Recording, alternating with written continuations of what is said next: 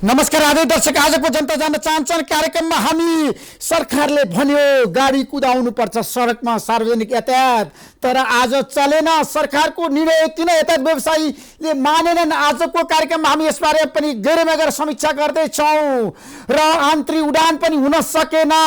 5 गतेबाट हुने भनेर भनिएको छ, हुन्छ कि हुँदैन त्यो पनि ग्यारेन्टी छैन। आजको कार्यक्रममा हामी यसबारे पनि गहिरोमा गएर समीक्षा गर्दैछौँ। हाम्रो देशमा यतिखेर कोरोनाको संक्रमणको संख्या प्रत्येक दिन बढै छ, उच्च जोखिममा छ, तर पनि यातायातलाई सुचारू गर्नुपर्छ। यो जनताको माग हो। आन्तरिक उडान पनि सुरु हुनुपर्छ, यो पनि जनताको माग हो, तर कसरी सुरक्षित रहने? आजको कार्यक्रममा हामी यसबारेमा विशेष रूपमा चर्चा परिचर्चा र बहस गर्दैछौँ। जनता जान्न चाहन्छन् कार्यक्रममा दशैं आउँदैछ, तिहार आउँदैछ, चाडबाड आउँदैछ।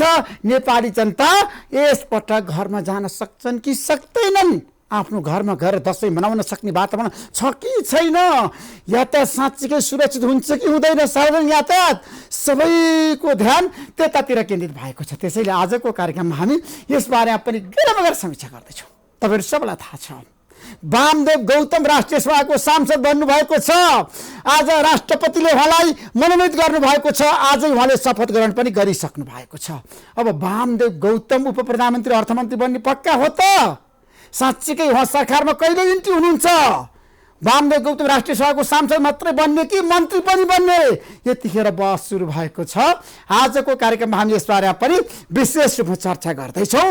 भोलि नेपाल कम्युनिस्ट पार्टीको सचिवालयको बैठक पार्टी एकीकरण भइसकेपछि पहिलो पटक पेरिस डाँडामा बस्दैछ। अब पेरिस डाँडामा बस्ने बैठकले के गर्ला त? आजको कार्यक्रममा हामी केही समयपछि यसबारेमा चर्चा गर्दैछौँ। तपाईँहरू सबैलाई थाहा छ, पेरिस डाँडामा प्रधानमन्त्री केपी शर्मा ओली भोलि जानु होला त बैठकमा। आज हामी गहिरोमा गएर समीक्षा गर्दैछौँ र नेपाली कांग्रेस पार्टीभित्र पनि आन्तरिक द्वन्द्व छ र द्वन्द्व व्यवस्थापन गर्न नेताहरूले सकेन। कांग्रेस सभापति शेरबहादुर देउवा यतिखेर आइसोलेसनमा हुनुहुन्छ र महामन्त्री शशाङ्क कोइराला अस्पतालमा संक्रमित भइसकेपछि उपचार गराइरहनु भएको छ। त्यसैले कांग्रेस पार्टीको अहिलेको अवस्थाको बारेमा पनि आजको कार्यक्रममा हामी चर्चा गर्दैनौँ। आज हामी समग्र रूपमा यातायात व्यवसायी र विमान चालकहरूको समस्याको बारेमा के हो त, निजी विमान किन उडेन त भन्ने बारेमा गहिरोमा गएर समीक्षा गर्छौँ। केही समयको विश्रामपछि म आउनेछु। प्रतीक्षा गर्नुहोस्। जनता जान्न चाहन्छन् कार्यक्रम हेर्दै गर्नुहोस्।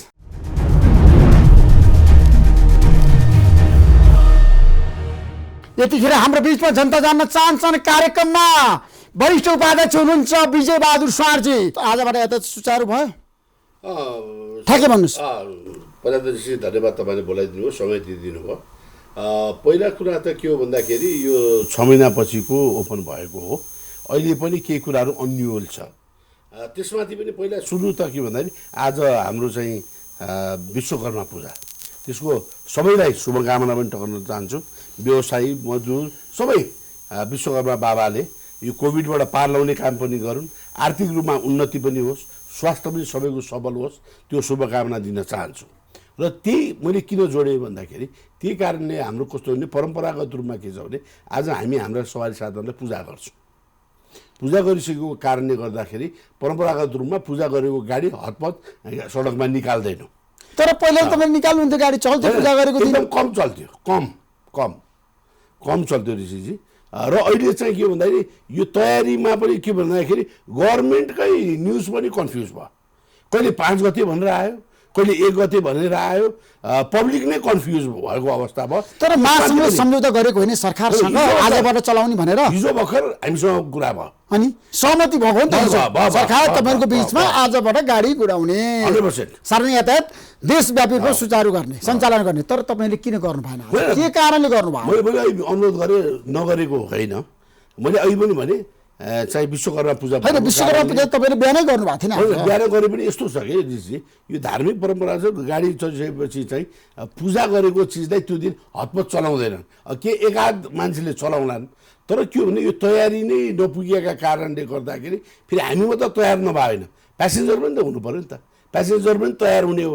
र एउटा मेसेज राम्रोसँग के डेलिभर हुन सकेन सरकारको तर्फबाट भन्दाखेरि यसरी चल्छ भन्ने कुरा चाहिँ आउनै सकेन कि सरकारले भनेन तपाईँहरूलाई आश्वस्त पारेन विश्वस्त पारेन हामी त आश्वस्त भयौँ अनि हामी त तर पब्लिक आश्वस्त हुनु पर्यो नि जनता त चढ्नको लागि तयार छन् गाडीमा यात्रुहरू मलाई भनेका छन् उनीहरूले ऋषि ढमलाजी गाडी कुद्नु पर्यो हामी त चढ्छौँ अनि त्यो कुरामा आई अग्री तर एउटा कुरा के छ भन्दाखेरि हामीले कहाँ ल्याप्सेस पायौँ भन्दाखेरि सरकारी संयन्त्रभित्रको कोअर्डिनेसन कमी छ अहिले पनि जिल्लाबाट साथीहरूले भन्नु भएको छ फेरि सरकारकै निर्णयमा पनि के भएको छ भन्दाखेरि अझै पनि अधिकार कहाँ छ सिडिओमै छ स्थानीय तहमा उहाँहरूले कर्फ्यू लगाउन सक्नुहुन्छ उहाँले फेरि बन्द गर्न चाहन सक्नुहुन्छ सबै चिज उहाँको अधिकार छ अधिकार विड्रो गरेको छैन ऋषि त्यो उनीहरूले के कन्फ्युजन भयो भन्दाखेरि हामीलाई आदेश आएको छैन सिडिओलाई गृहबाट आदेश नआएका कारणले गर्दाखेरि धेरै ठाउँमा तपाईँलाई आदेश आएको छैन गिरीले आदेश दिएको होइन भने खोइ कहाँ दिए त गाडी चलाउनु हामी सुरक्षा दिन्छु भनेर भनिसकेका छ सबैलाई अहिले अनुरोध के गरेँ भन्दाखेरि यातायात व्यवस्था विभागमा हिजो हामीलाई बोलाइयो व्यवसाय महासङ्घ तिनले मजदुर सङ्गठनलाई बोलाइयो तपाईँहरू चाहे भोलिदेखि चलाउनुहोस् भन्ने कुरा गर्यो स्वास्थ्य मापदण्डका कुराहरू पनि उठे त्यो पनि गभर्मेन्टले एड्रेस गर्छ आजसम्म भोलिसम्म एड्रेस गर्छ भनेको छ अहिलेसम्म त्यो पनि आइसकेका छैन ल हेर्नुहोस् होइन त्यो हुनाले सरकारको पनि तयारीमा अलिकता कमी छ त्यो हुनाले फेरि अहिले तुरुन्तै वारवारी चल्ने अवस्था पनि छैन तर कहाँनिर चाहिँ ल्याप्सेस भयो भन्दाखेरि सरकारभित्रको जुन संरचना छ त्यो संरचना बिचको कोअर्डिनेसन चाहिँ पाइएन अहिले पनि झापाको साथीहरूले फोन गरिरहेको छ भोलि सिडिओ साहबले बोलाउनु भएको छ ल 5 गते अहिले पनि हतार नगरौँ 5 गतेबाट चलाउँ भनिरहनु भएको छ तर सरकारले भने निर्णय गर्यो 1 गतेबाट चलाउनु पर्छ भने मन्त्री परिषदको निर्णय बाहिर आइसक्यो हो आयो होइन अहिले आएर फेरि 5 गतेबाट चलाउने भन्ने कुरा विभिन्न जिल्लामा चाहिँ आफ्नै किसिमको रणनीति छ कि क्या हो त्यो आइरहेछ जिल्लाबाट आइरहेछ अब तर के हो भन्दाखेरि हामीले चाहिँ अवेर गराइसकेका छौँ हामीले सबै तयारी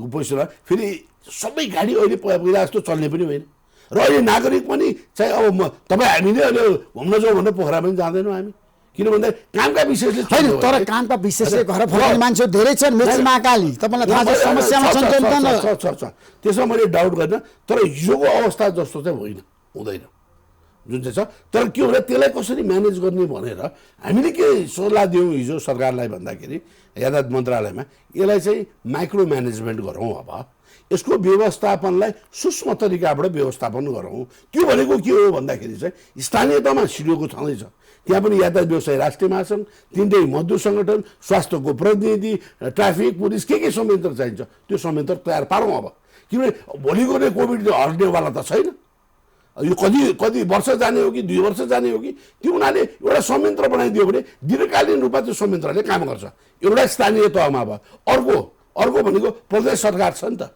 यो कोभिडमा त प्रदेश सरकार सुतेर बसिदियो तर तै पनि अब मौका छ प्रदेश सरकारले काम गरेन कोभिडमा तपाईँ हामीले त्यसो विजयजी तपाईँकै टेलिभिजनमा हेरिरहेको छ प्रदेश सरकारले गरेन स्थानीय सरकारले मात्र चाहिँ के हदसम्म गर्यो भन्ने न्युज त तपाईँकै पपुलर टेलिभिजनले दिइरहेको छ तपाईँले भनिरहनु भएको छ मैले मेरो भने तपाईँले भनिरहनु भएको छ तर एउटा कुरा के भन्दा अब मौका छ नि त गर्ने मौका आयो अब त्यो हुनाले प्रदेशमा चाहिँ भएको यातायात मन्त्रालय अन्तर्गत एउटा प्रादेशिक एउटा संरचना गठन गरौँ यो पब्लिक ट्रान्सपोर्टको लागि र सङ्घमा त अब यातायात मन्त्रालय छँदैछ विभाग छँदैछ त्यसमा हामी कोअर्डिनेसन गरिहाल्छौँ भनेपछि एउटा महत्त्वपूर्ण कुरा के हो भन्दाखेरि ऋषिजी यो जुन कोभिड भनेको छ नि यो महामारी भने प्रशासनिक संयन्त्र भनेको चाहिँ यो चाहिँ त्यसले मात्रै ह्यान्डल गर्न सक्दैन आज सरकारले जहाँ कहाँ किन ब्लेम लाग्यो भन्दाखेरि यसलाई प्रोफेसनली डिल गर्न नसकेको हुनाले सरकारमाथि ब्लेम आयो र यसलाई राजनीतिज्ञले पनि यसलाई चाहिँ गर्न सक्दैन यो संयन्त्रलाई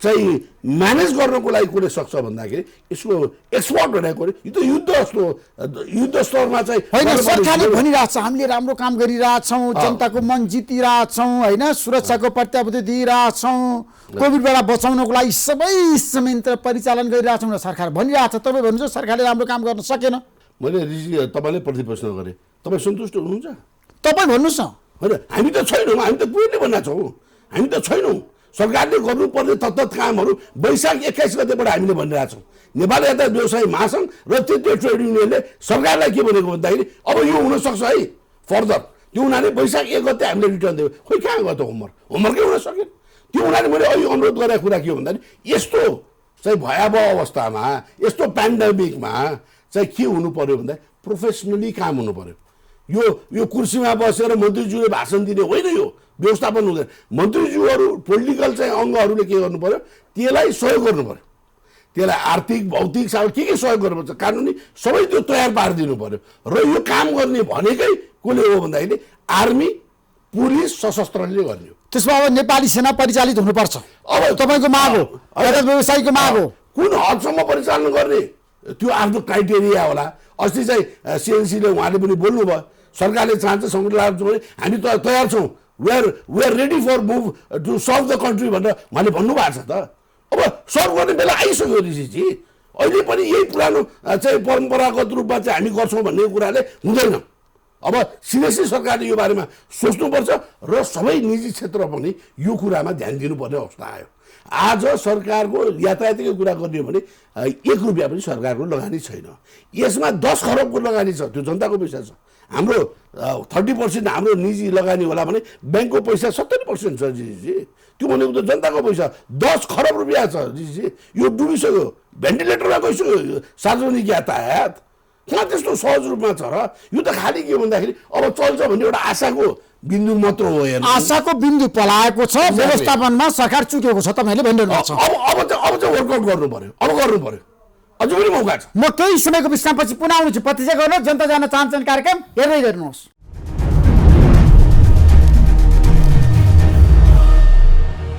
यतिखेर हाम्रो बीचमा मनोज कार्की आइपुग्नु भएको छ। तपाईँलाई म कार्यक्रममा स्वागत गर्न चाहन्छु।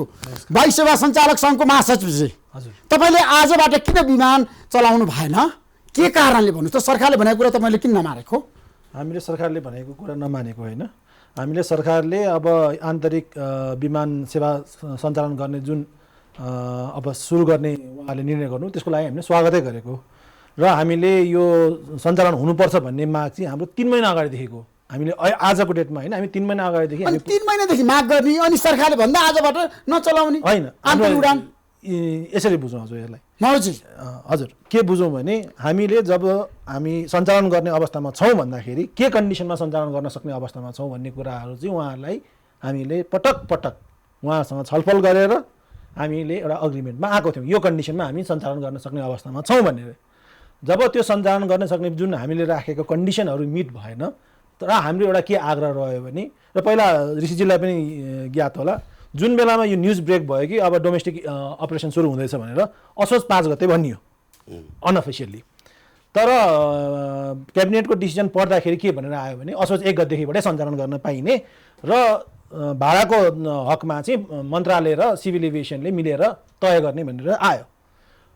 हिजो हामी सिभिल एभिएसनसँग मिटिङ गर्दाखेरि सिभिल एभिएसनकै पनि हाम्रा साथीहरूले के भन्नुभयो भने 1 दिनभित्रमा हामीले सेड्युल अप्रुभ गरेर टिकट खोलेर हामी सबै दूरदराजका सबै स्टेसनहरूमा मान्छे पुर्याएर गर्न सक्ने अवस्थामा छैनौँ। त्यसकारण उहाँहरूको र हाम्रो के अग्रिमेन्ट भयो भने हामीले सबभन्दा चाँडोमा चाँडो गर्न सक्ने असोज 5 हो भन्नेमा एउटा डेटमा त हामी हिजो तपाईँहरूको बिच एउटा सहमति भयो, असोज 5बाट चलाउने आन्तरिक उडान चलाउने सहमति होइन, सक्ने अवस्था चाहिँ असोज 5बाट मात्रै छ। तर हाम्रो कन्डिसन के भन्यो भने जुन नेपाल सरकारले चाहिँ एउटा प्रिकन्डिसन राखेको छ कि 50% अकुपेन्सीमा मात्रै चलाऊ भन्ने, त्यो अवस्थामा चाहिँ हामी सञ्चालन गर्न सक्ने योग्य छैनौँ र त्यो अवस्था रहिरह्यो भने चाहिँ हामी सेड्युल फ्लाइट अपरेसन गर्न सक्दैनौँ भन्ने कुरामा हामीले जानकारी गराइसक्यौँ मन्त्रालयमा, र पुनर्विचार होस् र हामीलाई फुल अकुपेन्सीमा उड्नको लागि पर्मिसन दियोस् भन्ने कुरामा हामीले उहाँहरूलाई एउटा।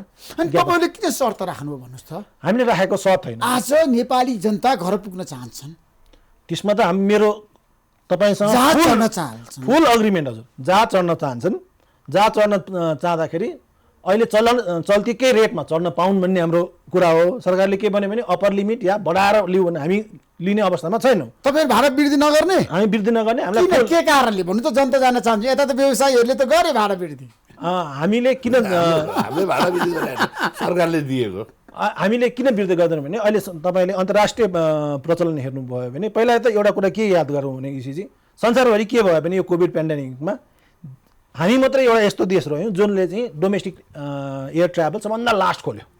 संसारभरि कुनै पनि देश बाँकी थिएन कि जहाँ चाहिँ डोमेस्टिक ट्राभल रोकिएको थियो, हामी मात्रै थियौँ। एउटा कुरा त्यो याद राखौँ। र उनीहरूले के गर्यो, डोमेस्टिक ट्राभललाई सुचारू राखेर त्यसको आधारमा उनीहरूले इन्टरनेसनल खोले। हामी चाहिँ पहिला इन्टरनेसनल खोल्यौँ, अनि त्यसको आधारमा हामीले डोमेस्टिक सञ्चालन गऱ्यौँ। तर हामीले के भन्यौँ भने यो लकडाउन 6 महिना भन्नुभयो नि जुन हाम्रो, यो लकडाउन भनेको चुप्लाएर बस्ने अवस्था थिएन। हामीले त के अरे पूर्व तयारी गरेर बसिरहेका थियौँ नि। कुनै न कुनै दिन यस्तो त आउँछ जुन दिनबाट चाहिँ यो सुचारू हुन्छ। त्यो सुचारू हुँदाको अवस्थामा हामीले के गर्ने त, कसरी सञ्चालन गर्ने, यो 50% अकुपेन्सी के हो, यो विषयमा हामी छलफल भएको र हाम्रो के अग्रिमेन्ट भएको थिएन। यसमा कुनै पनि कटौती गर्नुपर्ने कुनै कारणै छैन। किनभने जुन हामीले बुझ्नमा आयो, सरकारले चाहिँ के बुझ्यो अरे भने सङ्क्रमण बढ्छ, फ्लाइटकै दौरान प्लेनमा मान्छे चढिसकेपछि तपाईँलाई थाहा छ नि त, भिडभाड हुन्छ, सङ्क्रमण बढ्छ। अब ऋषिजीले के बुझौँ भने हामी सबैले प्लेन चढेको छौँ, प्लेनको क्याबिन हामीले देखाएको छौँ र एउटा सङ्क्रमण बढ्न सक्ने अवस्था भएकै कारणले सरकारले के भन्यो भने तिमीहरूको अहिले 2019 यो सङ्क्रमणभन्दा अगाडिको अवस्थामा तिमीहरूले जतिवटा फ्लाइट गरिरहेको थियो सुरुमा गर्दाखेरि 25% फ्लाइटबाट मात्रै सुरु गरे। त्यसमा पनि हाम्रो अग्रिमेन्ट, हामीले त्यसमा डिसएग्री गरेका छैनौँ। पहिला हामीले 10वटा फ्लाइट गरिरहेको थियौँ दिनमा भने अब हामी 2.5 फ्लाइट गर्न पनि रेडी छौँ। तर हामीले के भन्यौँ भने 100% अकुपेन्सी। त्यो फेरि हाम्रो लास्ट डेमा गएर हामीले माग गरे पनि होइन।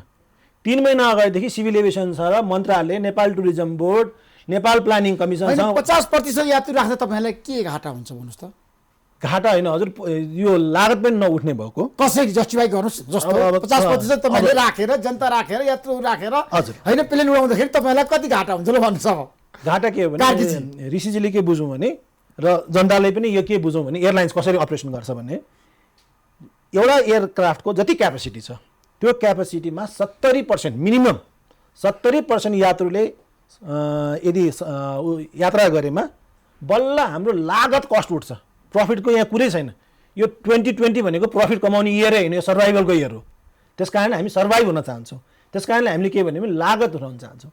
अब सरकारले के भन्यो या हामीलाई के मेसेज हिजो मन्त्रालयबाट आयो भने तपाईँहरू भाडामा एउटा उहाँहरूले सुगमको लागि एउटा, दुर्गमको लागि एउटा भनेर एउटा उहाँहरूले आधार बनाउनु भएको छ। हामीले के भन्यो भने अहिलेको बेलामा जनतासँग त्यो क्रय शक्ति छ त बढाएको किन्न सक्ने। अब उहाँले भन्नु 50%, जस्तो भन्नुहोस् एउटा उदाहरणको लागि 40 सिटे जहाज छ भने अब त्यसमा त हामी कतिजना राख्नु भयो? 20 सिटे, 20 जना मात्रै त्यसमा हामी चढाउन सक्ने भयो नि त उहाँको यदि निर्देशनलाई मान्ने हो भने। अब 20मा हामीले बढाएको भाडा दरमा तिर्न सक्ने मान्छे कति हुन्छ? 4-5 जना पनि हुँदैन। त्यस कारणले त्यो चलाउनुभन्दा नचलाउनु बेस। हामीलाई 6 महिनासम्म हामी थलथलिएर बसेको अवस्थामा, शून्य रेभिन्यू कमाएको अवस्थामा अब आएर पहिलो दिनदेखि तपाईँहरू घाटा बिहोरेर सञ्चालन गर भन्दाखेरि हाम्रो 100% यात्रु राखेर मात्रै उडाउने। यो पनि बुझ्नु सर, मैले 100% यात्रु राख्छु भन्ने बित्तिकै यात्रु आउँछ कि आउँदैन त? मैले त भने ल 100% राख्छु, यात्रु पनि चढ्न रेडी छन् कि छैनन्। र सरकारले पनि के भनेको छ, अति आवश्यक काम बाहेक अन्य कामको लागि अहिले बाहिर ननिस्किनु भन्ने छ। भनेपछि 100% भर्दाखेरि पनि तपाईँलाई के लाग्छ कि हरेक फ्लाइटमा फुल जान्छन् र जाँदैनन्? स्टार्टिङ सरकारले मापदण्ड बनाउनु भएन होइन, सरकारले मापदण्ड बनाउनु होइन, सरकारले नै बनाउने मापदण्ड। तर मापदण्डको आधार हुनु पर्यो। यो के आधार त? 50% भनेको के हो? WHO ले पो भनेको छ कि, आइकाओले पो भनेको छ कि, सिभिल एभिएसनले पो भनेको छ कि 50% गर्दाखेरि सङ्क्रमण हुँदैन, 100% हुँदाखेरि सङ्क्रमणको रिस्क चाहिँ तपाईँको बढेर जान्छ भनेर त कसैले त भन्नु पऱ्यो नि त। एउटा बिना आधारमा तय गरिएको र हाम्रो सूचनाको आधारमा न सिभिल एभिएसनले यो प्रपोजल लिएर गएको छ क्याबिनेटमा या आफ्नो तालुक मन्त्रालयसँग, न हाम्रो मन्त्रालयबाट यो प्रपोजल गएको छ कि 50% गर्नुपर्छ। हाम्रो मन्त्रालयबाट गएको त के भने सुचारू हुनुपर्छ भन्ने मात्रै हो। यो 50% भन्ने अनाहक रूपमा 81 कसरी आयो भन्ने कुरा हामीले बुझाएको छैनौँ। त्यस कारणले हाम्रो न यो हाम्रो उहाँहरूलाई चेतावनी धम्की केही पनि होइन, हामी चाहिँ मिलेर जानुपर्छ। जनताले ट्राभल गर्नुपर्ने जुन उहाँहरूको नैसर्गिक अधिकार हो त्यो गर्न पाउनुपर्छ। त्यो गर्नलाई हामी तयार छौँ। हामी अहिले होइन, मैले ऋषिजीलाई भने 3 महिना अगाडिदेखि तयार अवस्थामा बसिरहेको हो। विजयजी, अब तपाईँलाई थाहा छ विमानहरूको पनि समस्या देखियो, महासचिवले भन्नुभयो होइन, अझै पनि चलाउने निर्णय भएको छैन। अब तपाईँहरू यता व्यवसायीहरू चलाउनु तयार भएर बस्नु भएको छ, भोलिबाट गाडी गुड्छ होइन सडकमा? अब ऋषिजी, मैले अघि पनि बिन्ती गरेँ, अहिले पनि के हो भन्दाखेरि अहिले निजी क्षेत्रको अवस्था हेर्नुभयो नि त। उसले हामीले अहिलेको छलफलमा थियो नि, सरकार के गरिरहेछ? यो सर्वसर्वा हो कि त्रिकालदर्शी हो सरकार? निजी क्षेत्रसँग बसेर निजी क्षेत्रको समस्यालाई क्र्याप गर्न सक्नु पर्दैन सरकारले? कि सरकारले सबै हरेक चिजको एक्सपर्ट हो सरकार? यो कुरो त अब चुनौती दिन चाहन्छु म। यस्तो तरिकाबाट पनि राज्य राष्ट्र चल्छ? उहाँले भनिरहनु भएको छ उहाँको पीडा होइन, पीडा धेरैको छ क्या ऋषिजी, त्यो होइन। तर जनता जान्न चाहन्छन् तपाईँहरू गाडी गुडाउने कि नगुडाउने सडकमा? जनता जान्न चाहन्छन् मात्र होइन, हामी पनि जान्न चाहन्छौँ, निजी क्षेत्र पनि जान्न चाहन्छ। हाम्रो लगानी के हुन्छ त्यसको ग्यारेन्टी सरकारले गर्नु पर्दैन। जे आफूभन्दा लाग्यो त्यही बोलेर पाइन्छ त्यो उनीहरूले हामीलाई त बाध्य छौँ। हेर्नुहोस् हाम्रा त साथीहरू भोकले मर्ने भए मजदुरहरू हाम्रो त बाध्य भएर हामीले चाहिँ सञ्चालन गर्नुपर्ने हो। तपाईँलाई बुझाएको थियो अस्ति भर्खर दाङमा हाम्रो 16 साथीले पोइजन खाएर गाडीभित्र चाहिँ आत्महत्या गर्यो। खोइ सेन्सिबिलिटी, राज्यको सेन्सिबिलिटी चाहिँदैन। लोक कल्याणकारी राज्य होइन यो, के गरिरहेको छ राज्य हो? यस्तो तालले हुन्छ ऋषि? हेर्नुहोस् पीडा। त्यसो विकल्प के छ त अब भन्नुहोस् न विजयजी। मैले अघि भने अब यसलाई वेल म्यानेज गर्नुहोस्। अब वेल म्यानेज गर्ने मौका छ सरकारलाई, वेल म्यानेज गर्नुहोस्। र राजनीतिज्ञ त्यो कुर्सीमा बस्नेपछि त्रिकालदर्शी होइन, इज नट द एक्सपर्ट। उसले त सहजीकरण गर्ने हो। They are the civil servant, they are not the चाहिँ के भन्दा मालिक होइन उनीहरू। त्यो कुरो पहिला ध्यानमा राख्नु पर्यो सत्तामा बस्ने मान्छेले। होइन 5 वर्षको म्यान्डेट त उनीहरूले जनताबाट लिएर आछन् नि त। देश लुट्छु भनेर आएको हो, देश लुट्न दिएको हो जनताले म्यान्डेट।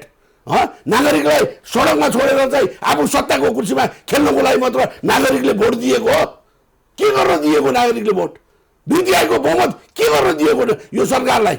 यही रमिता देखाउनलाई, निजी क्षेत्रलाई बायस गर्ने, निजी क्षेत्रलाई निरुत्साहित गर्ने। सरकारले भनिरहेको छ हामी निजी क्षेत्रलाई एकदम प्रोत्साहन गरेका छौँ,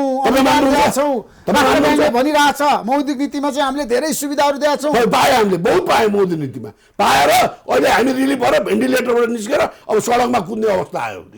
त्यस्तो सुविधा दियो सरकारले हामीलाई। तपाईँ सन्तुष्ट हुन्छ? प्रतिपक्ष म तपाईँलाई गर्न चाहन्छु, तपाईँ सन्तुष्ट हुनुहुन्छ यो कुरामा? तपाईँको मिडियामा म हेरिरहेको छु त। तपाईँले यो कुर्सीमा बोलाएका मान्छेले एकजनाले पनि कहिले पनि सरकारका पक्षको राम्रा कुराको बारेमा कसरी इभन त्यही गभर्मेन्टभित्र भएका प्रधानमन्त्री केपी शर्माले त भन्नुभयो नि त मसँग जनता जान चाहन्छन् कार्यक्रममा 2 घन्टा फेरि यस्तै बताउनु सरकारले धेरै राम्रो काम गरिरहेको छ भनेर। होला महसुस हुनु पऱ्यो नि त कसको लागि गर्नुभयो उहाँले? हामीले खोइ निजी क्षेत्र त छैन त, हामी त खुसी छैन। कार्कीजी निजी क्षेत्र सन्तुष्ट छैन सरकारसँग? ठ्याक्कै भन्नुहोस् त। अब ठ्याक्कै भन्नुपर्दाखेरि हामीले यो कोभिड पछि हाम्रो जे अपेक्षा थियो सरकारसँग त्यो अपेक्षामा चाहिँ खरो उत्रिएको हामीले पाएको छैनौँ। एक्ज्याक्टली। हामीले मैले भने नि कुनै राहत कुनै छुट यो माग गरेको होइन। हामीले यो दिनु पर्यो त्यो दिनु पर्यो हामी माग पनि गरेको। तपाईँहरूको माग के हो त? हाम्रो माग केही पनि होइन। हाम्रो सिम्पल माग के भने व्यवसाय गर्ने एउटा कन्डिसन बनाइदिनुहोस्। अब 6 महिनासम्म हामीले सञ्चालन केही पनि गरेनौँ भनेपछि विगत 6 महिनादेखि हाम्रो आम्दानी कति? 0। तर हामीले त आफ्ना स्टाफदेखि लिएर हाम्रा सबै कुरा त हामीले सञ्चालन गरेर बसेका छौँ। अहिले सरले पनि भन्नुभयो मौद्रिक नीतिको कुरा गर्नुभयो। अहिलेसम्म मौद्रिक नीतिको हामीले भर्खर प्रोसेसिङ गर्दैछौँ। बल्ल असोज 14 गतेभित्रमा ब्याङ्कहरूलाई प्रपोजल देऊ भनेर राष्ट्र ब्याङ्कले बनाएको छ। त्यो चाहिँ ब्याङ्कहरूले दिन सक्ने रिफाइनेन्सको 5 करोडको 20 करोडको चाहिँ कहिले हो थाहा छैन। त्यो तलब खुवाउने भनेर एउटा कोष बनाएको थियो। त्यो कोषको सञ्चालन विधि के हो, कहिलेबाट खुवाउने हो, हामी चाहिँ अनभिज्ञ छौँ। त्यति हुँदाहुँदै पनि हामी सरकारलाई 100% सहयोग गर्न तयार छौँ। सहयोग के भने अब आफू पनि सर्भाइभ हुनु पऱ्यो नि त। सर्भाइभल गर्नको लागि सरकार र निजी क्षेत्रको सहकार्य आजको आवश्यकता हो।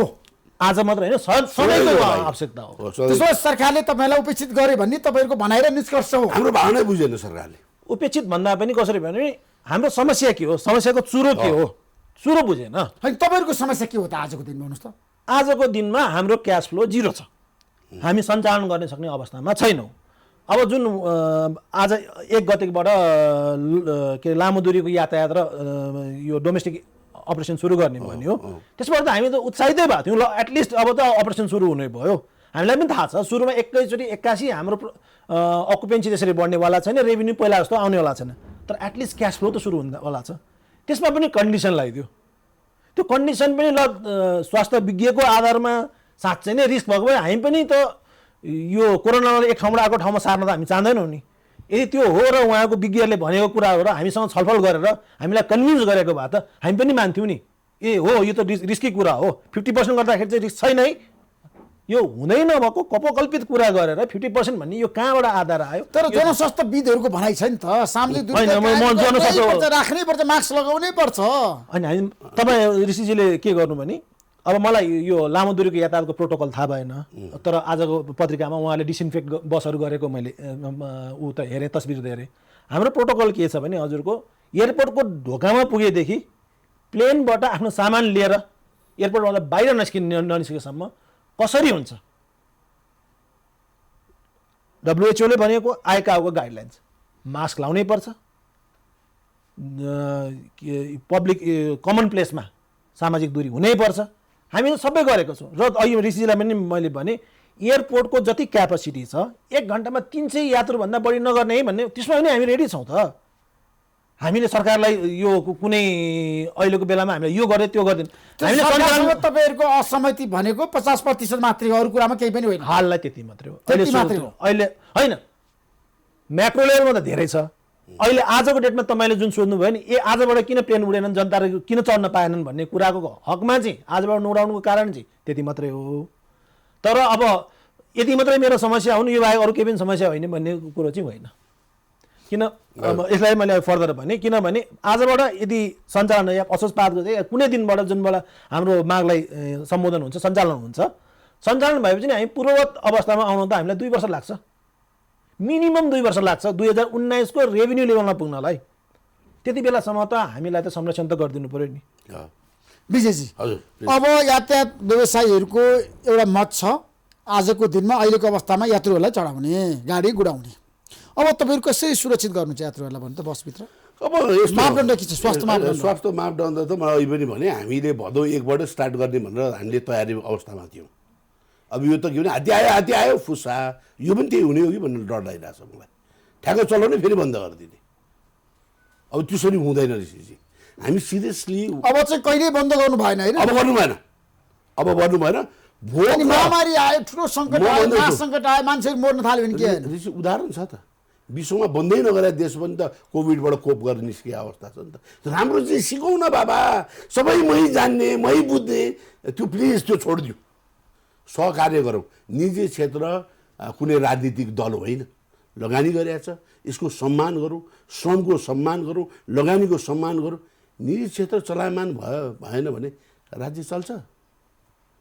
इकोनोमीलाई रन गर्न परेन भने त्यो रन गर्नको लागि चाहिँ मेजर जति पनि नेपालभित्र रहेको जति पनि पूर्वाधार छन् त्यसको मुख्य आधार त पब्लिक ट्रान्सपोर्टै हो त। पब्लिक ट्रान्सपोर्ट रन नभइकन कुनै पनि इन्डस्ट्री रन हुन सक्दैन, कुनै पनि चाहिँ आर्थिक चलायमान हुन सक्दैन ऋषिजी। यो त यथार्थ हो त। हामी त सरकारलाई सहयोग गर्न तयार छौँ हाम्रो तर्फबाट। होइन, विमान सञ्चालकहरूले निर्णय गरे भाडा अभिवृद्धि नगर्ने, आज भाडा वृद्धि गर्न हामी चाहँदैनौँ भनेर उहाँहरूले भन्नुभयो। हो र, तपाईँहरू चाहिँ फेरि भाडा वृद्धि गर्ने कुरा गर्नु हामीले सरकारले भने नि तपाईँहरूलाई? सरकारले दियो 50% मान्छे राख्नुहोस्, भाडा वृद्धि गर्नुहोस्। त्यो त हाम्रो बाध्यता हो ऋषिजी। तर अहिले पनि म चुनौती साथ भन्न सक्छु, उत्तराखण्डमा जाउँ, उत्तराखण्डमा कोभिडको अवतरणमा राज्यले सञ्चालनको बसलाई 100% भाडा वृद्धि गरेर चलाएको छ। उदाहरण के छ भने हामी त बाध्य भएर के भन्दाखेरि पब्लिकलाई पनि मान्नुपर्छ, किनभने हामी पनि जवाबदेहिता त हुनु पऱ्यो नि। फेरि हामीलाई पनि आरोप लाग्छ ओ यस्तो बेलामा चाहिँ मुनाफा कमाउने, एयरलाइन्सले मुनाफा कमाउनु खोजेको छैन, निजी क्षेत्र अहिले कसैले पनि मुनाफा खोजेको छैन। हामीले खालि के हो भन्दाखेरि हाम्रो इन्डस्ट्रीलाई सर्भाइभ गरौँ भन्ने कुरो मात्र हो। सर्भाइभ गराउनलाई के गर्नुपर्छ, हाम्रो कुरो सुनिदिनु पऱ्यो सरकारले। हो कहाँ नाजायज माग्छ भने सरकारले रुल आउट गर्नु पऱ्यो, होइन तेरो माग यो गलत हो भन्नु पऱ्यो। होइन भने त निजी क्षेत्रसँग सल्भ गर्दाखेरि भएको उहाँले के भन्नुभएको छ, प्राइस नबढाउँ, फुड रेट अफ एउटा मापदण्ड के हो? यो स्वास्थ्य विक भनेको के हो? कि कोभिडको बारेमा यिनीहरूले पहिले पढेका थिए कि पढेर आइसक्यो उनीहरू? WHO को मापदण्ड अनुसार तपाईँहरू हिँड्नु पऱ्यो रे हाम्रो देशमा त। अनि सरकारले पनि त हिँड्नु पऱ्यो नि त WHO को मापदण्ड अनुसार। जनतालाई राहत दिन पऱ्यो। अहिले उहाँले हामीले भनेको चाहिँ हामीलाई प्याकेज दिन पऱ्यो। विश्वमा त उदाहरण छ त, जनताको खातामा पैसा हालिदिएको अवस्था छ। अहिले पनि हालिदिनुहोस्, अहिले पनि राज्यले हरेक हाम्रो श्रमिकको खातामा 5,000 रुपियाँ हालिदिनुहोस्, हामी गाडी चलाउँदैनौँ, कोभिड बन्द गर्छ नि त। जनता खाना पाएको छैन, भोगभोगै बसिरहेको छ सडकमा, अनि तपाईँलाई सरकारले दिएला? मैले सरकार त्यो पनि नागरिक हो नि, श्रमिक पनि नागरिक हो नि। त्यो उनीहरूले एउटा यसमा बहस एउटा कुरा के छ, आज जेन्युन बहस उठेको छ, यसले चाहिँ सरकारलाई अवेर गराउँछ। यो आजको इन्टरभ्यूले अवेर गराउँछ, होइन भने द कन्ट्री इज कोल्याप्सिङ। राज्य पुरै स्टेट फेलियर रूपमा जाँदा गइसकेको अवस्था छ। अहिले किन खोल्यो? यत्रो महामारी हुँदा किन खोल्यो? यो प्रश्न तपाईँलाई मैले सोध्दै आज। हिजो हामीले बाबा खोल, हामी स्वास्थ्य प्रोटोकल कायम गर्छौँ, यो गर्छौँ त्यो गर्छौँ भन्दा 6 महिना तपाईँहरू गाडीमा राखेर राख्यो सरकारले। आज किन खोल भने यसको जवाब छ सरकारसँग? मसँग म दिन्छु तपाईँलाई। के छ तपाईँसँग जवाब भन्नुहोस्। अर्थतन्त्र नेपालको अर्थतन्त्र जिरो। नेपालका कर्मचारी मन्त्रीले तलब खाने पैसा छैन। अनि अब यो चलायमान गर्ने कर उठाउने- भन्नुभयो यो मैले कर उठाउने खेल हो। कसैले गरेका छैन भने युवराज खतिवडा अर्थमन्त्रीलाई बाहिर राखेर उहाँले भन्नुभयो होइन। उहाँहरूलाई अब नोबेल पुरस्कार पाउनु होला, के पुरस्कार चाहिँ विश्वले दिएला। जनताले के दिन्छन्, आउने चुनावमा दिन्छ जनताले चाहिँ, बुझ्नु भयो नि जी। तर अहिले कुरा के हो भन्दाखेरि इकोनोमिकले अहिले इकोनोमिक एक्सपर्टलाई सोध्नुहोस् न, नेपालको अर्थतन्त्र कुन अवस्थामा छ हेर्नुहोस् न। 2 महिना भइसक्यो तलब दिन सक्ने अवस्था छैन। यो खाली के भने यसलाई संरचना गरेर मनीलाई फ्लो गराएर तलब खाने वातावरण मात्र गराउनु खोजेको क्लियरली त्यही हो। कार्कीजी, हामी एउटा निष्कर्ष पुगौँ है। अहिलेको अवस्थामा अब विमानहरू सञ्चालकहरूको पनि पीडा छ। तपाईँहरूको आफ्नै ठाउँमा छ, तपाईँ ऋणमा डुब्नु भएको छ, ब्याङ्कको ऋण तिर्न सक्नु भएको छैन, ब्याज तिर्न सक्नु भएको छैन, त्यो सबैलाई थाहा छ। तर राष्ट्रिय सङ्कटमा परेको बेला तपाईँहरूले उत्तरदायित्व जिम्मेवारी त वहन गर्नुपर्छ नि। मैले शर्तै राख्नुभन्दा सम्झौता गरेर जाने होइन भने यही कुरामा चाहिँ एउटा मेरो डिसएग्रिमेन्ट के रह्यो भने हामीले सर्त राखेकै होइन। हाम्रो सर्त कहाँ छ र हामीले त के भनेको थियौँ भने जुन बेलामा डोमेस्टिक एयरलाइन्स खोलिन्छ यो कन्डिसनमा खोलौँ है भनेर उहाँहरूसँग हामीले पटक पटक उहाँहरूसँग डिस्कसन गरेको अवस्था हो। उहाँहरूले एउटा निर्णय गर्नुभयो, त्यो निर्णयमा हामीले सर्त राखेर यसो गरौँ भन्नेको अवस्थै होइन। र मैले अघि तपाईँले नि भने न यो प्रपोजल सिभिल एभिएसनलाई थाहा छ यो 50% गर्ने भन्ने कुरा, न पर्यटन मन्त्रालयलाई थाहा छ। भनेपछि यो आयो कसरी, यो 50% को मापदण्ड किन बनाइयो, त्यही मात्रै कुरा हो।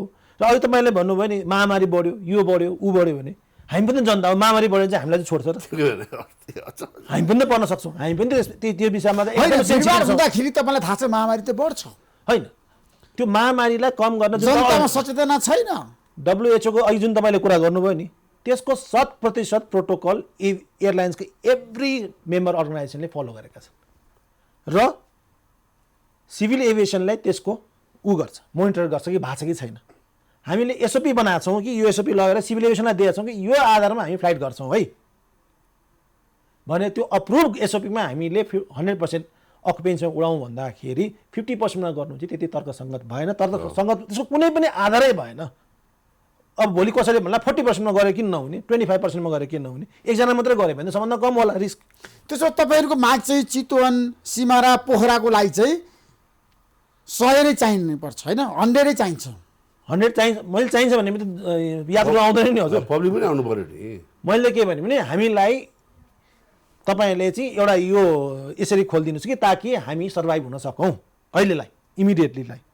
अब लङ रनमा सर्भाइभल हुने कि नहुने भन्ने कुरामा त हामीले आफ्नै तर्फबाट राष्ट्र ब्याङ्कलाई हुन्छ, अर्थ मन्त्रालय हुन्छ, आफ्नो तालुकवाला मन्त्रालयलाई हामीले पटक पटक उहाँसँग सल्लाह गरेर यो हाम्रो समस्या हो, यसरी हामीलाई तपाईँले एड्रेस गरिदिनु भयो भने हामी सर्भाइभ हुन्छौँ। नभए त के हो भने ठुलो जुन लगानी गरिरहेको छ एभिएसन इन्डस्ट्रीमा त्यो डुब्ने सक्ने अवस्थामा छ। र तपाईँले 5-6 महिनापछि कुनै एयरलाइन्स बन्द भयो भनेर सुन्नुभएछ भने त्यसमा कुनै आश्चर्य नमाने हुन्छ, किनभने ठुलो क्यापिटल इन्टेन्सिभ छ। र हाम्रो अर्को एउटा विशेष के छ भने हाम्रा पाइलट इन्जिनियर 6 महिनासम्म उडेन भने उनीहरूले भोलिपल्ट उड्न पाउँछन् र पाउँदैनन् नि। उनीहरूले त आफ्नो लाइसेन्स त एक्टिभ राख्नु परेको छ। बेला बेला हामी सबै ट्रेनिङ गराएको छौँ। जहाजमा गर्नुपर्ने सम्पूर्ण मर्मत गरेर आजको भोलि उडाउन सक्ने अवस्थामा छ। आज गयो अब भोलिबाट खुल्यो भनेर चाहिँ गरेर त्यहाँ तेलसेल हालेर हामी उडाउने होइन। भनेपछि यस बिचमा पनि हामीले बन्द गरिदिएको अवस्थामा पनि सञ्चालन गर्दाखेरि र बन्द गरिदिएको अवस्थामा हाम्रो जम्मा बस्ने भनेको 50 देखि 60% कस्ट मात्रै बस्ने हो। 40% कस्ट त अहिले पनि बिहोरिरहेको छौँ।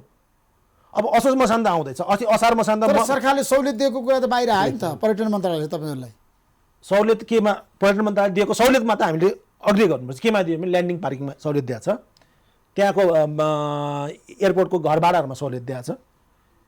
त्यो सहुलियत हामीले दिए पनि त्यो सहुलियत दिएको र तिर्नुपर्ने पैसा पनि छैन हजुर हामीसँग। हामी त अहिले त पूर्ण रूपमा छुट दियो भन्ने छौँ सिभिल एभिएसनसँग हाम्रोमा। र अहिले मोनिटरी पोलिसीको कुरा गर्नु हो, मोनिटरी पोलिसीको बेनिफिट अहिलेसम्म हामीले प्राप्त गरेको अवस्था छैन। एउटा मात्रै बेनिफिट के प्राप्त गऱ्यौँ भने असार मसान्तमा तिर्नुपर्ने ब्याज र सावाको किस्ता चाहिँ अर्को असारसम्म डिफर गरेको अवस्था हो। अब असोज आइसक्यो, आज 1 भयो, पहिलो किस्ता तिर्ने बेला भयो, फेरि सावा र ब्याजको के हो त त्यसको? के हामी सधैँ सस्पेन्समै बसिरहनु पर्ने, के गर्नुपर्ने हो भनेर? ल उहाँहरूलाई त के सुविधा पाउनु भएछ हेर्नुहोस् त। आज एयरलाइन्सको हालत के हो हाम्रो त्यही होइन।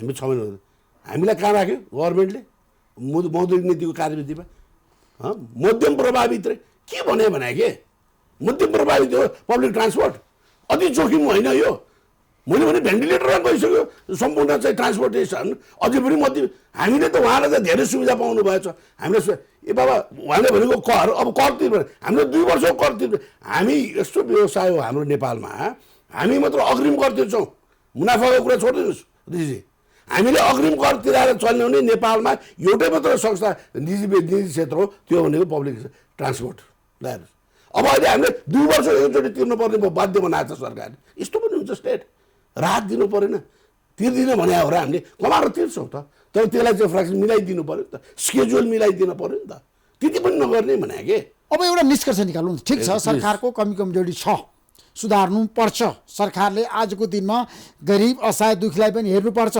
निजी क्षेत्रसँग पनि सहकार्य गर्नुपर्छ सरकार काम भनेको के भने जनताप्रति उत्तरदायित्व भएर काम गर्ने नै हो एकदम होइन जनताको भावना अनुसार सरकार अगाडि जानै पर्छ त्यसको विकल्प छैन मैले बारम्बार भनेको छु धन्यवाद तर मेरो भनाइ के भन्दाखेरि आजको दिनमा अब जनताहरू यात्रुहरू तपाईँहरूको गाडीमा चढ्न चाहन्छन् सार्वजनिक यातायातमा चढ्न चाहन्छन् घर जान चाहन्छन् दसैँ तिहार आउँदैछ जे पनि गाउँघरमा पुग्न चाहन्छन् त्यो मान्छेहरू अब कसरी जाने भन्ने अब तपाईँहरूको एउटा क्राइटेरिया होला मापदण्ड होला तपाईँले बनाउनै पनि पर्छ मलाई के बताउनुहोस् भन्दाखेरि भाडा वृद्धि नगर्नुहोस् न तपाईँहरू एउटा सहमति गर्नुहोस् न भनेको थियो त हामीले सरकारलाई मैले भने नि वैशाख 21 गते भने मन्त्रालयमा गएर हेर्नुहोस् रेकर्ड हेर्नुहोस् त हामीले सुझाव दिएको छ कि छैन नेपाल यातायात व्यवसाय महासङ्घले बगैँचा सुझाव दिएको छ ब्याजको त सम्बन्धी ब्याङ्कको ब्याज सम्बन्धी यो गरिदिन पर्यो यो चाहिँ हाम्रो चाहिँ ट्याक्सलाई गभर्मेन्ट ट्याक्सलाई यसरी मिलाइदिनु पर्यो हामीले कहाँ भनेको छैन हामीलाई रन गर्नको लागि केही पुँजी दिइदियो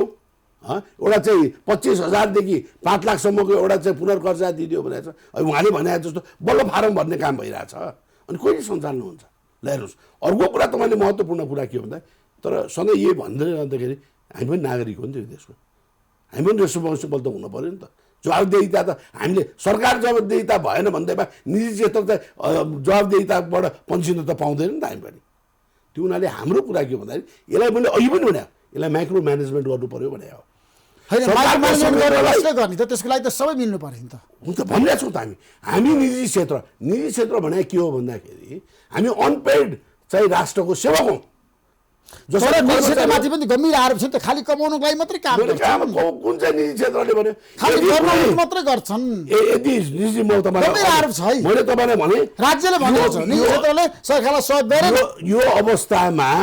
यो अवस्थामा पनि कुनै पनि निजी क्षेत्रले मलाई मुनाफा चाहियो यति आम्दानी चाहियो भन्छ भने त्यो रक्त पिपाचु हो के कुरा गर्नुहुन्छ आरोपको आरोप मात्र लाएर हुन्छ प्रमाणित गरेर देखाउन सक्नुपर्छ त्यो हुनाले हामी अनुरोध सरकारलाई के गर्न चाहन्छौँ भने निजी क्षेत्रको महासङ्घलाई राखेर केन्द्रीय रूपमा कलेक्टिभली चाहिँ डिल गर्नु पर्यो अब हामी सहयोग गर्न तयार छौँ राज्यलाई भाडाको कुरा गर्नुभयो सिम्पल छ यातायात भाडा बढाउनै पर्दैन जति पनि ट्याक्स 1 लिटरमा कति ट्याक्स जान्छ तपाईँलाई थाहा छ नि त तपाईँले त बहुत होमवर्क गरे मान्छे हो त्यो ट्याक्समा हामीलाई सहुलियत दिइदिए भएन अहिले होइन र अर्को जुन चाहिँ ब्याङ्कको हाम्रो मेजर पैसा कहाँ जान्छ ब्याङ्कमा तिर्नुपर्छ अहिले वर्ष दिन 6 महिनाको लागि त्यसलाई सिफ्ट गरिदिए भएन भनेपछि भाडा त नर्मलै चढ्न सक्ने अवस्था छ त त्यो सुझाव त दिएको हो नि त अनि किन इम्प्लिमेन्टेसन गर्दै भन्दाखेरि पैसा त चाहियो फेरि अब आम्दानीको स्रोत भनेको त्यही फ्युल हो त्यही फ्युलमा घटाइदिएपछि फेरि तलब कसरी खाने भत्ता कसरी खाने एउटा साधारण उदाहरण दिन्छु ऋषि होइन where there is a will there is a way भन्छ क्या अङ्ग्रेजीमा जहाँ इच्छा हुन्छ त्यहाँ चाहिँ मार्ग प्रशस्त हुन्छ सरकारको लागि एउटा म सुझाव दिन चाहन्छु अहिले भइरहेको जति पनि सभासदज्यूहरू हुनुहुन्छ देशका सेवकहरू हुनुहुन्छ खुद्रे बजेट किन चाहियो खरबको बजेट किन लगानी गर्नु पर्यो अहिले खुद्रे बजेट आवश्यक छ अहिलेको आवश्यकता के हो त्यसलाई 2 वर्षको लागि कोल्याप्स गरिदिनुहोस् बजेट के आउँछ त सरकारी जति पनि राजनीतिबाट चाहिँ म राजनीति गर्छु जनताको सेवा गर्छु भन्ने पहिला कमाएको पैसा अहिले खर्च गर्नु पर्यो भन्ने पनि तपाईहरु माथि त सुझाव पनि छ सल्लाह पनि छ आरोप सरकारलाई म चुनौती दिन्छु हाम्रो खाता छानबिन गरोस् हामीले कहाँ पैसा लुकाएको छ तपाईले 20औं वर्ष 30औं वर्ष पैसा चाहिँ अहिले खर्च सरकारले छानबिन गरोस् न त सरकारले छानबिन गरोस् हाम्रा खातामा कति पैसा छन् छानबिन गरे हुँदैन यस्तो भइहाल्यो नि कागजी हजुर एउटा गुनासो छ है सरकारको, किनभने तपाईँहरूले विगतमा धेरै पैसा कमाउनु, यस्तो हालतमा पुगेको चालकहरूले, सञ्चालकहरूले सबैले कमाए नि, ड्राइभरले पनि कमाए, मालिकले पनि कमाए। यस्तो यस्तो हालत हुन्थ्यो भने यस्तो संसारमा तपाईँले एभिएसन इन्डस्ट्री हेर्नुभयो भने सबभन्दा कम मुनाफा हुने एउटा इन्डस्ट्रीमा एभिएसन पर्छ संसारभरि नै, नेपालमा मात्रै होइन संसारभरिमा। हामी नितान्त बाँच्न सक्ने अवस्था कुन बेला भने यदि क्यास फ्लो भइरह्यो भने, रोटेसनमा भयो भने हामी बाँच्न सक्छौँ, नभए बाँच्न सक्दैनौँ। त्यस कारणले मुनाफा यो ब्रह्म लुट गर्यो भन्ने यी शब्दप्रति चाहिँ मेरो ठुलो रिजर्भेसन छ। किनभने तपाईँले मुनाफा कमाउनु भएको छैन अहिलेसम्म। जुन बेलामा जति मुनाफा कमायौँ, किनभने हामीलाई टिकटको रेट पनि यतिभन्दा बढी लिन पाउँदैन भनेर सरकारले तोकेको छ, हामीले जताभावी तोक्न पाउँदैनौँ भनेपछि कुनै कम्पनीले यदि अहिले हेर्नुहोस् जतिवटा हाम्रो मेम्बर अर्गनाइजेसन त्यसमध्येमा कतिवटा प्रफिटेबल छन्, प्रफिटेबल भएको जसले प्रफिट कमायो त्यसले पनि सरकारलाई त कर त तिरेछ त भनेपछि नितान्त ट्रान्सपेरेन्ट इन्डस्ट्री हो हाम्रो एभिएसन। त्यसमा हाम्रो कुनै पनि तल माथि केही पनि हुँदैन, नितान्त ट्रान्सपेरेन्ट। टिकट काटेर उड्नुहुन्छ तपाईँ उड्दाखेरि टिकट त पाउनुहुन्छ नि भनेपछि तपाईँले कति तिर्यो भने त सबै हाम्रो खाता पातामा सबै देखिन्छ। हामीले केही खर्च गर्नु पऱ्यो भने सिभिल एभिएसनको पर्मिसन लिनुपर्छ भनेपछि यति ट्रान्सपेरेन्ट इन्डस्ट्रीमा हामीले ब्रह्म लुट भन्ने वर्डै ठिक भएन न। हामीले तपाईँको रेगुलर अवस्थामा पनि 2018-19 कुरा गर्नुहुन्छ भने त्यो बेलामा पनि हाम्रो 3-4वटा मेम्बर अर्गनाइजेसन बाहेक अरू सबै अपरेटिङ प्रफिटमा थियो होला नि, तर यात्रुबाट तपाईँले धेरै पैसा असुलेको कुरा पनि बाहिर आउँछ नि त बेला बेला। असुलेको भयो नि त, त्यो असुल कसले गर्यो त्यो मोनिटर गर्ने एउटा त्यहाँ निकाय त छ नि त, निकाय छ। यदि असुलेको हो भने त जसले असुलेको छ त्यसले त कारवाही हुनु पर्यो, त्यसमा त हाम्रो कुनै पनि गुनाह छैन। तर के हो भने मुनाफाखोर त हामी हुँदै होइनौँ नम्बर 1। र हामीले सरकारले तोकेको भाडाको परिधिमा रहेर यदि कुनै कम्पनीले कमायो भने त्यसमा के गलत भयो त? र त्यसमा पनि फेरि सरकारलाई त हाम्रो 25% पार्टनर को हो? सरकार। घर त बुझाउनु पऱ्यो नि त हामीले, अनि ट्याक्स पनि बुझायौँ होला। अनि ट्याक्स बुझाएको उसलाई यो मतलब यो चाहिँ कस्तो भयो भने एउटा मिडियाको पनि अब तपाईँले त अब एउटा मिडियाबाट सोध्ने तपाईँको कर्तव्य भयो, तर के भयो भने यो कमाउनु आफैमा एउटा गलत हो भन्ने कुरा होइन। होइन, कमाउनु पर्छ, पारदर्शी भएर कमाउनु पर्छ। मेरो तपाईँलाई स्यालुट छ। कर तिर्नुपर्छ। एउटा कुरा दृष्टि बोल्यो अघि भने काम गरेर कमाउने होइन, पब्लिक ट्रान्सपोर्टले नकमाइकन अग्रिम कर तिर्छ भने तपाईँ यहाँ साइनबोर्ड दिनुभयो नि, यो पैसा यिनीहरूले कमाउन सकेन भने यो साइनबोर्ड यहाँ राख्न सक्ने क्षमता हुन्छ। यो जनता टेलिभिजन यो हाम्रो चाहिँ जनता चाहन्छ कार्यक्रम रहनुहुन्छ।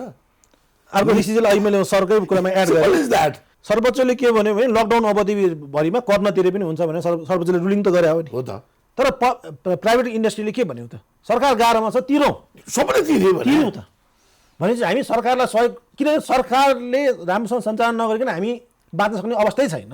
हामी त चाहन्छौँ कि सरकारले राम्रोसँग काम गरोस् र त्यसमा हाम्रो 100% हाम्रो सपोर्ट रहन्छ। र अघि उहाँले भन्नुभयो हामीलाई किनभने तर हाम्रो तालुकवाला मन्त्रालयको हकमा चाहिँ हामीसँग बेला बेलामा छलफल हुन्छ। छलफल हुँदाखेरि पर्यटन मन्त्री तपाईँहरू छलफल गर्नु भएको छैन? प्रदेश भट्टराईजीले बोलाएर विभिन्न उसमा छलफल भएको छ, हिजो पनि छलफल भयो। यो मैले भने 6 महिना त हामी त्यसै सोधेर बसेका थियौँ नि त, कुनै न कुनै दिन त यो सञ्चालन हुन्छ भने हामी त पूर्व तयारीमा थियौँ।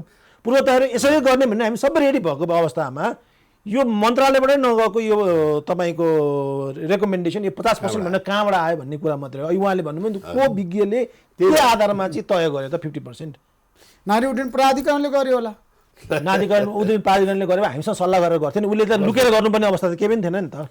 यस्तो उहाँले त हामीसँग सल्लाह गर्नुभएको छ, हामी पनि उहाँसँग सल्लाह गर्छौँ। छलफल भयो होइन, शब्द हेर्नुहोस् न, छलफल होइन, दुइटै चिज भयो। तर के भने फल चाहिँ निक्लेन, छल मात्र गर्यो सरकारले। यही शब्दले यो ग्राफिक रूपमा यसले स्पष्ट पार्छ। छलफल नितान्त भयो, यातायात मन्त्रालयमा, यातायात विभागमा, हरेक सेक्टरमा छलफल भयो। तर के भयो? फल आएन, छल मात्र गर्यो सरकार। अनि अहिलेको मन्त्रीले त यातायात व्यवसायको मागलाई मैले सम्बोधन गरिरहेको छु भनेर भनिरहनु भएको छ त। पाइरहेछ नि त। अब मलाई धन्यवाद छ। उहाँले भनेको एउटा कुरामा चाहिँ मैले के एड गर्न चाहेँ भने अब जुन यो पर्यटनलाई फेरि रिभाइभ गर्नु पऱ्यो। जबसम्म यात्रा भनौँ न लामो दूरीको यात्रु या एयरलाइन्सबाट हो, जबसम्म त्यो सञ्चालनमा आउँदैन पर्यटनको रिभाइभल केही पनि हुनेवाला छैन। This is chain network.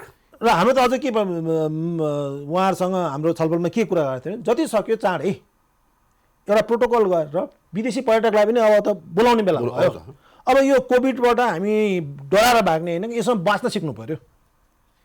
यो रहिरहन्छ, यो रहन पनि त्यसैले यातायात पनि चलाउँ, विमान पनि चलाउँ, तर प्रोटोकलको आधारमा प्रोटोकलको आधारमा चलाउँ। हामीले चलाउँ, सबैले चल्न पाउनुपर्छ, सामाजिक दूरी कायम राखौँ, सुरक्षित बनाऊ र सरकारसँग पनि सहकार्य गरौँ। सरकारले पनि तपाईँहरूको मागलाई सम्बोधन गर्नुपर्छ। धार्मिक पर्यटन खोलौँ, पशुपतिलाई हाम्रो मागे होइन कि ऋषिजी, यसरी बुझ्दैन, हामीले केही मागे गरेको होइन, यो माग उसले दिने हामीले लिने भन्ने कुरा होइन।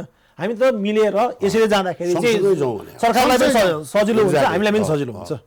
सरकारलाई पनि अब उहाँहरू अहिले तपाईँले भन्नुभयो गरिब जनता होलान्, उहाँहरूको पनि मतलब एड्रेस गर्नुपर्ने धेरै चिजहरू छ नि, हामीलाई मात्र एड्रेस गरेर त हुँदैन। तर हामी चाहिँ यो हिसाबमा तपाईँहरूसँग सहकार्य गरेर अगाडि बढ्न रेडी छौँ है भन्ने हाम्रो मात्रै ऊ हो। यातायात सेक्टरलाई मात्र सम्बोधन गर्यो भने 10 लाख मजदुरको चाहिँ रोजीरोटी चल्छ। त्यो भने सरकारको नागरिक होइन, 10 लाख मजदुर सिम्पल। त्यसमा दसैँमा तपाईँले टिकटको कुरा गर्दाखेरि असोज 15बाट अग्रिम बुकिङको कुरा आएको छ नि, त्यो सफलै भएको छैन। हामीले त्यो भोल्युम कसरी जान्छ के जान्छ ऋषिजी, अहिले हामी दसैँ भन्ने आउँछ भन्ने पनि सोचौँला छ। आउला दसैँ फेरि लकडाउन हुने हो कि के हो? लकडाउन हुँदाखेरि तपाईँहरूलाई त फाइदै हुन्छ, घरमा बसेर। फाइदा, धेरै फाइदा, एकदम राम्रो फाइदा, हजुरलाई पनि फाइदा, हामीलाई सबै नागरिकलाई फाइदा, सबलाई फाइदा हो। लकडाउन त यसको कुनै उपाय नै भएन। अब लकडाउन विकल्प होइन। कुनै एउटा कुनै हटस्पटमा 81 बढेर गयो भने त्यो क्षेत्रमा उडाउनु पर्यो नि ऋषिजी, खोइ टेस्टिङ। यो मतलब लकडाउन भनेको के हो त? लकडाउन के को लागि गर्ने भन्दाखेरि त लकडाउन त ट्रेसिङको लागि गर्ने, पूर्व तयारीको लागि गर्ने हो नि। पूर्व तयारी गरिसकेको अवस्थामा अब तपाईँले अघि पनि भन्नुभयो एकैचोटि महामारी बढेर गयो अरे कुनै क्षेत्रमा भने चाहिँ त्यो पर्टिकुलर ठाउँमा त सिल गरौँ न। तर सिल गरेर फेरि चुप्लाएर बस्ने जुन अस्ति 3 हप्ता हामी फेरि यहाँको निषेधाज्ञा भयो नि, त्यसबेला 3 हप्तामा भयो चाहिँ के? 3 हप्ता बन्द गर्यो, फेरि खोल्यो, फेरि सबै सुचारू गर्यो। त्यो 3 हप्तामा भयो चाहिँ के त? सबैभन्दा महत्त्वपूर्ण कुरा बुझ्नुपर्ने कुरा के छ भन्दा महामारी छ ऋषिजी, तर क्याजुअलिटी कति? यसले प्रभाव पारेको धनमा त टोटली प्रभाव पार्यो, आर्थिकमा त यो पेन्डेमिकले। तर चाहिँ तपाईँको मैले अहिले क्याजुअलिटी भनेको यसको मृत्युदर कति? 0.0% छ भने ऋषिजी, कहिले हामीलाई बौला बनाइरहेछ भने हामी रोगसँग लड्न हामी तयार छौँ, तर भोकसँग लड्न सक्दैनौँ। अब टुडी खेलमा हेर्नुहोस् विशाली पब्लिकको त्यस्तो पनि हुन्छ। खोइ लोक कल्याणकारी राज्य टुडी खेलमा तपाईँहरू पनि पुग्नु भएन, कस्तो पुग्ने? 11 लाख मजदुरलाई मैले केही दिन सकिरहेको छैन, म कहाँ जान सक्छु ऋषिजी? यो त गरेकै हो त, 11 लाख दिएकै हो त। सबै त्यसमा सत्ता पनि हामी निजी क्षेत्रलाई सुम्पिदिए हुन्छ, हामी चलाउँछौँ देश होइन। यदि सरकारले सक्दैन भने छोडिदिन्छु, छोडो हामी चलाउँछौँ, देखाइदिन्छु। 6 महिना हाम्रो हुन्छ। एउटा हामीले त के भने स्यालेरी त दिएर रहेको अवस्था, त्यो कहाँबाट आयो त पैसा? हामीले इन्जेक्ट गऱ्यौँ होला, ब्याङ्कसँग फर्दर लोन लियौँ होला भनेपछि हामीले आफ्नो तर्फबाट गर्नुपर्ने योलाई त हामीले निर्वाह गरेकै छौँ नि। हामीले सबै हाम्रो स्टाफहरूलाई त राखेकै छौँ त। सबैले स्यालेरी पाछन्, थोडा बहुत त दिएकै छौँ, मजदुरहरूले पाए 6 महिना थोडा बहुत त दिएकै छौँ। हामीसँग जति रिसोर्स छ त्यसलाई त अप्टिममा युज गरेका छौँ। नदिएपछि हामी कसरी चाहिँ फेरि चाहिँ हामीले कर्मचारी राख्न सक्छौँ भने सबैलाई निकालिदिने अनि आइज भने आउँछ। 10 वर्षदेखि ट्रेनिङ गरेर हामीसँग एउटा परिवारको रूपमा बसिरहेको स्टाफलाई हामीलाई छोडेर जा भनेर हामीले भनेको छैनौँ नि। हामी त पहिलाको अवस्थामा तलब नदिएको होला, तर एउटा बियर मिनिमम मान्छे र तपाईँलाई यो कुरा जानकारी दिन्छु, जुन सरकारले तोकेको न्यूनतम पारिश्रमिक छ नि, न्यूनतम पारिश्रमिक पाउने मजदुरको हकमा हामीले त्यसमा घटाएको छैनौँ। न्यूनतम पारिश्रमिक त सबैले पाएको छ। वायुसेवा सञ्चालक सङ्घको चाहिँ पीडा छ होइन, तपाईँले भन्नुभयो। अब यो छ नि अगाडि बढ्नको लागि राज्यले के गर्नुपर्छ ठ्याक्कै तपाईँहरूलाई बचाउनको लागि? एक शब्दमा भन्यो भने हामीलाई सपोर्ट गर्नु, हामीलाई केही दिनुपर्ने लिनुपर्ने भन्ने पनि सपोर्ट गर्दाखेरि हामीसँग सहकार्य गरेर हामीलाई हाम्रो समस्या बुझेर यो गर्दाखेरि अगाडि बढ्छ। हामीलाई तपाईँको यो ब्याज छुट देऊ, सामा मिना गरेर पनि भनिन्छ, सामा पनि तिर्छौँ, ब्याज पनि तिर्छौँ, कमाएर हामी तिर्छौँ। त्यो कमाउने अवस्थासम्म चाहिँ बाँच्नको लागि हामीलाई आधार देऊ मात्रै भनेको। तपाईँको नि त्यही माग व्यवसायको पनि सबै निजी क्षेत्रको। थ्याङ्क यू सो मच दुवैजनालाई धेरै धेरै धन्यवाद दिन चाहन्छु। हस्त नमस्कार। नमस्कार।